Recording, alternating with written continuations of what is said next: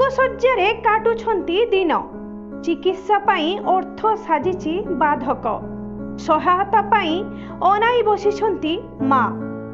मनरे केते आशा थिला पाठ पढ़ी मनीषटी हेब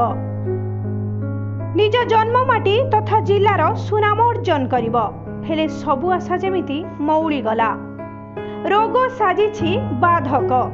बिछणारे काटुछंती दिन एपरी एक अभावनीय घटना घटी जाइछि बालेश्वर जिला खैरा ब्लॉक अंतर्गत कोइथो गाड़िया ग्रामर डिहसाई रे 14 वर्ष बयसर अष्टम श्रेणी छात्रीर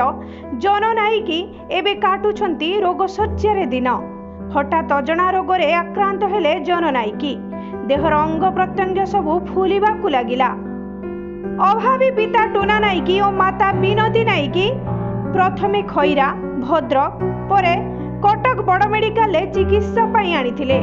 सेठारे डाक्तर समस्त प्रकार परीक्षा निरीक्षा परे गोटे किडनी दुर्बल थिबार जानिबाकु पाइले अर्थ अभावरु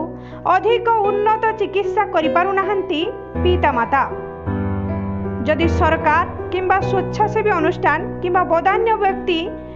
किछि आर्थिक सहायता करि पारन्ते तेबे जननायिकीर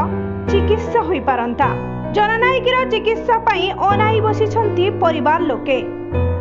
खैरारु नरेंद्र प्रसाद बेहेरांक रिपोर्ट संपूर्ण न्यूज।